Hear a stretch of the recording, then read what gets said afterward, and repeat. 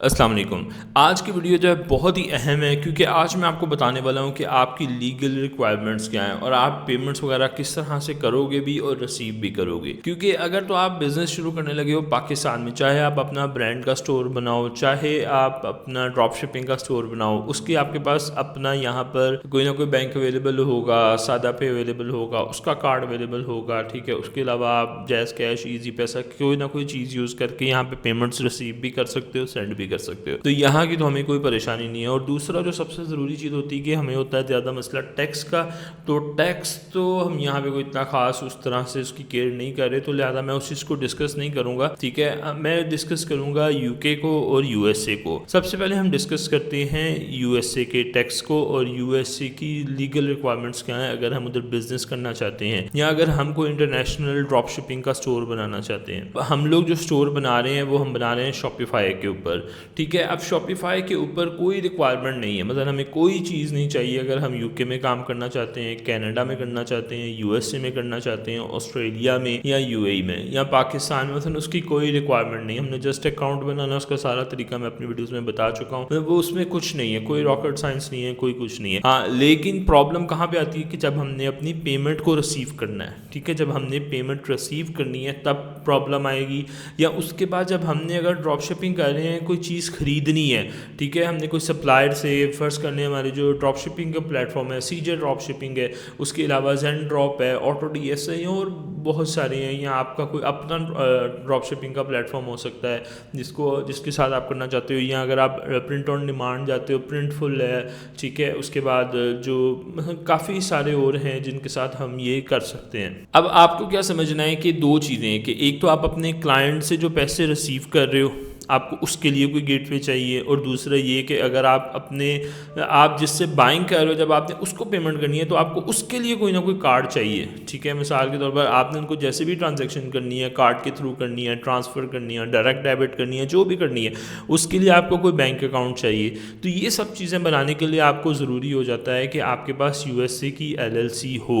अगर आप यूएसए की एलएलसी बना लेते हो, वो आप बहुत मतलब किसी भी स्टेट में बना सकते हो, इतनी यूएसए के स्टेट्स हैं, लेकिन जो ज़्यादा रिकमेंडेड है वो फ्लोरिडा में या टेक्सास में, न्यू मैक्सिको में, न्यू जर्सी और न्यूयॉर्क, ये 4-5 स्टेट्स हैं जो कि सबसे अच्छी और ज़्यादा जाती हैं।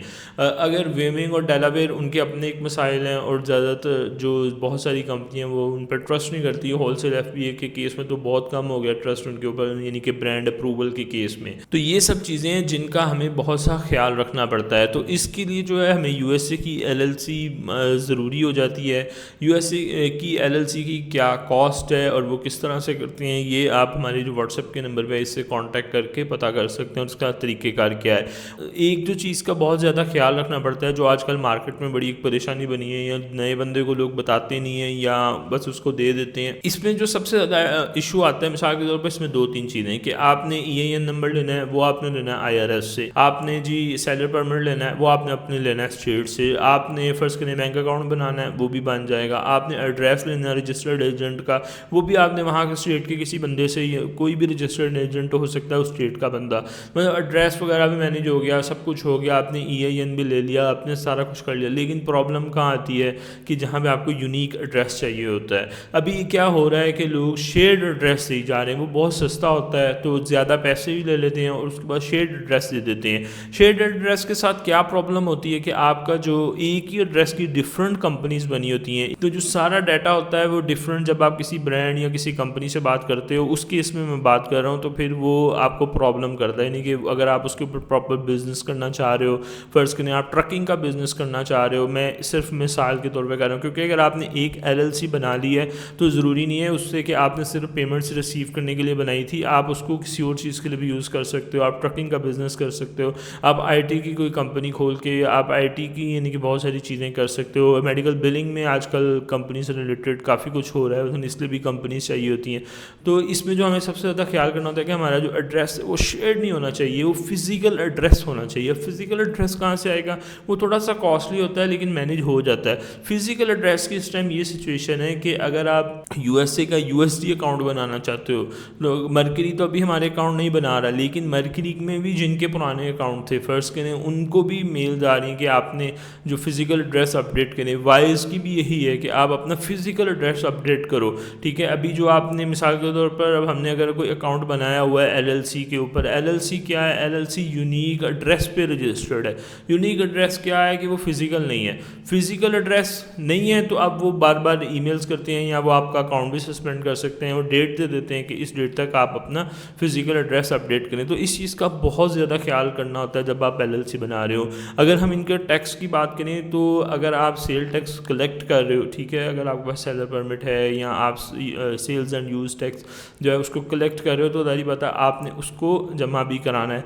अमेज़ोन के केस में तो ये है कि आप उसको कलेक्ट ही नहीं करते, तो आप 00 फाइल करते हो। उसकी वजह है कि अमेज़ोन जो है वो खुद कलेक्ट करता है जिस काउंटी में जहाँ पे ट्रांजैक्शन हो रही है, जहाँ का शिपिंग एड्रेस है, वो वहाँ की जो स्टेट का जितना भी टैक्स बनता है उसको ऑटोमेटिकली चेकआउट पे डालता है और वो कलेक्ट कर लेता है कस्टमर से, ना वो हमें देता है ना हमें रेमिट कराना होता है। तो इसलिए हमें उस केस में तो कुछ नहीं होता। लेकिन अगर हम डायरेक्टली कोई चीज़ सेल कर रहे हैं अपने कस्टमर को शॉपिफाई के ऊपर, तो उस सूरत में हमने उससे टैक्स जो है कलेक्ट किया हुआ है वो हमें उसको जो गवर्नमेंट है USA की या जिस भी स्टेट में आप काम कर रहे हो तो आपको उसको जमा कराना है वापस।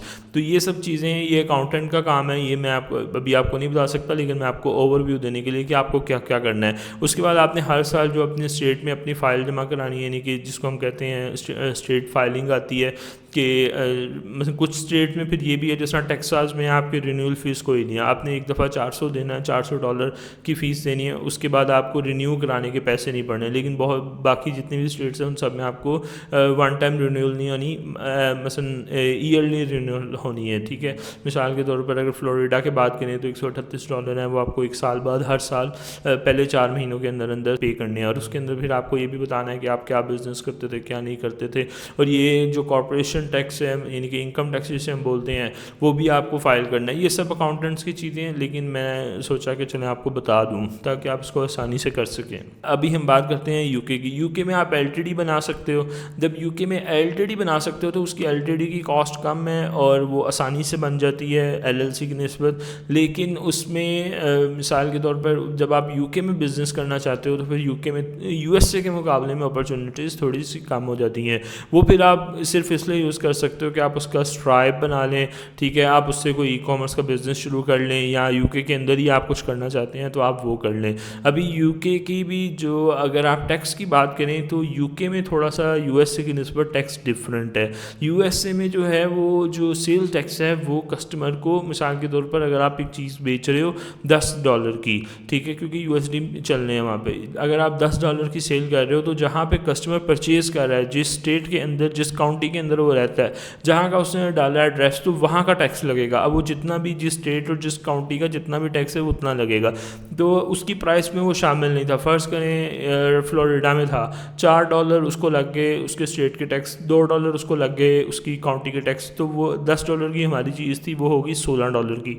अब हमने $6 कलेक्ट कर लिए, ये हमने देने हैं गवर्नमेंट ऑफ फ्लोरिडा को वापस। लेकिन यूके में ऐसा नहीं है, ठीक है। यूके में यह है कि आपकी जो प्राइस होती है उसके इंक्लूसिव होता है टैक्स भी साथ ही, वैट 20% वैट है।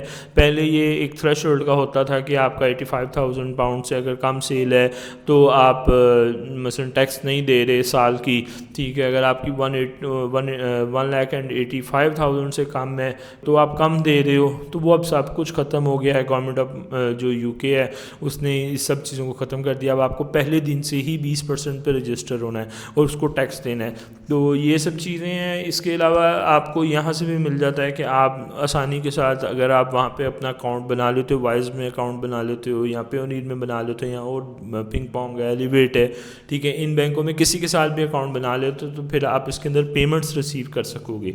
ये सब चीज़ें आपको बताने का मकसद ये है क्योंकि पेमेंट एक ऐसी हेडिक है, जब आप इंटरनेशनल काम करने जाते हो तो फिर बंदा फंस जाता है। अभी इन्हीं की जो आप बैंक अकाउंट लोगे इनके आपको कार्ड भी मिलेंगे, क्योंकि बिजनेस अकाउंट्स हैं, जो पर्सनल अकाउंट है उनमें कार्ड नहीं होते, ठीक है। जो बिजनेस अकाउंट है उनमें आपको डेबिट कार्ड भी मिलेंगे। जब डेबिट कार्ड मिलेंगे तो आप उन डेबिट कार्ड से डिफरेंट जो हैं अपनी फेसबुक की पेमेंट्स है, मिसाल को ऐड अगर आप उन कंट्रीज़ में चला रहे हो तो आप वो पे कर सकोगे। अगर आप पाकिस्तान से क्योंकि करते हो तो यहाँ पे तो ट्रांजैक्शन फ़ीस ही बहुत बढ़ जाएगी ना आपको। मिसाल के तौर पर यहाँ पे 6-8% से लेके 26% तक इस टाइम कोई ना कोई हर ट्रांजैक्शन की डिफरेंट फ़ीस है कि उसके ऊपर किसी ना किसी तरीके से जो बैंक है वो चार्ज करे, जो कि बहुत ज़्यादा है कि अगर आप 100 पाउंड की ट्रांजैक्शन करना जाते हो तो वो 126 पाउंड की है, 125 पाउंड की हो रही है, तो वो तो बिल्कुल कमर तोड़ है कि मतलब वो तो हम कर ही नहीं सकते।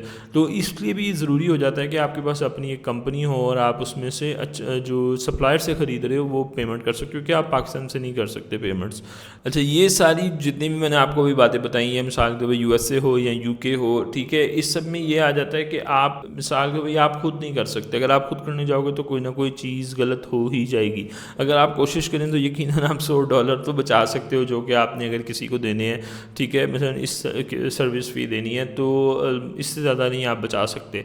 तो बेहतर यही है कि आप किसी न किसी एक्सपर्ट से ये चीज़ें कराएँ, मतलब जो ख़ास तौर पर जो आपने वैट फाइल करना है या आपने सेल टैक्स फाइल करना है यूएसए में, या इनकम टैक्स है, या रिपोर्ट्स फाइल करनी है, ठीक है, कॉर्पोरेशन टैक्स फाइल करनी है, ये जो है आप सारा कुछ ये किसी एक्सपर्ट बंदे से कराएं।